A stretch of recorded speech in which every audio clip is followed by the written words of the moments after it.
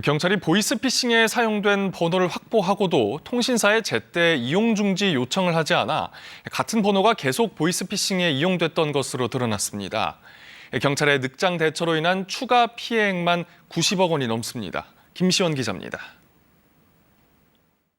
지난해 경기 남부경찰청은 피해자 신고 등을 통해 보이스피싱에 사용된 5천여 개의 전화번호를 확보했습니다. 관련법에 따라 다른 피해를 막기 위해 통신사에 즉각 이용 중지 요청을 해야 하지만 제대로 이루어지지 않았습니다. 572개의 전화번호는 아예 이용 중지 요청을 하지 않았고 4천여 개는 최소 이틀이 지나서야 뒤늦게 이용 중지를 신청했습니다. 이 때문에 280여 개의 전화번호가 보이스피싱에 계속 사용되면서 67억 원의 추가 피해가 발생했다고 감사원은 밝혔습니다.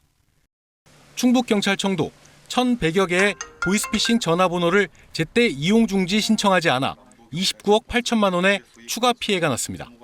경찰이 이용 중지만 제때 신청했더라면 막을 수도 있었던 피해입니다. 경기 남부청의 경우 피해자 신고를 접수한 당일과 이튿날까지 제때 이용 중지를 신청한 건은 10%에 불과했고 충북경찰청도 8% 정도였습니다. 30일이 지난 뒤에야 이용 중지를 요청한 건은 각각 11%와 19%나 됐습니다. 이번에 감사를 받은 지방경찰청은 경기 남부와 충북 등 두 곳으로 전국으로 확대하면 경찰의 늑장 대응으로 인한 피해는 더 클 것으로 보입니다. KBS 뉴스 김시원입니다. 요즘에는 전화금융사기, 이 보이스피싱 일당이 돈을 이체하라는 것뿐만 아니라 카드 대출까지 받으라고 유도하는 경우가 많습니다. 그런데 한 신용카드 회사가 이런 피해에 대비해서 제대로 이 안전장치를 갖추지 않은 탓에 소비자가 수천만 원의 피해를 보게 됐습니다. 손서영 기자가 취재했습니다. 이 여성은 평소 거래가 없던 은행에서 통장이 개설됐다는 문자를 받았습니다.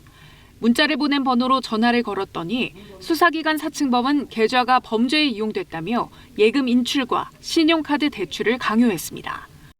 제가 구속된다는 거예요. 연루돼가지고. 카드 대출을 받은 적 없었던 이 여성. 전화 상담 과정에서 안내를 못 알아듣는 등 당황한 상태였지만 5분 만에 3천만 원 대출이 실행됐습니다. 이 돈에 예금까지 약 1억 원을 사기단에 빼앗겼습니다. 내 신용이 다 샜으니까 그걸 뽑아갈 수 있다고 생각했어요. 내가 무슨 짓을 한 건지 고통에서 헤어나지 못하고 있어요. 그런데 이번 피해 금융감독원 권고대로라면 벌어질 수 없는 일입니다.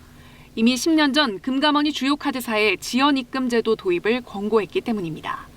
첫 카드론 신청 때 금액이 300만 원을 넘으면 2시간 뒤 입금이 되도록 하라는 내용입니다. 피해자도 이 조건에 해당하는데 문제는 피해자가 이용한 하나카드만 유선 상담의 경우 즉시 대출이 되도록 예외를 뒀다는 점입니다. KBS 취재 결과 9개 카드사 중 하나카드를 뺀 8곳은 이 제도를 예외 없이 운영하고 있습니다. 자율적인 운영 사항이어서요. 고객 불편 최소화를 위해서 카드론 신청체들별로 좀 다른 방식으로 운영을 하고 있었습니다. 최근 보이스피싱 피해의 70%가량이 수사기관을 사칭하는 등 피해자를 조종하는 형태로 이뤄지는 만큼 당황한 피해자 대신 금융사가 범죄 가능성을 차단하는 장치를 마련하는 게 중요합니다. 하나카드는 취재가 시작된 뒤에야 예외 없이 지연 입금제를 적용하겠다고 밝혔습니다. KBS 뉴스 손서영입니다.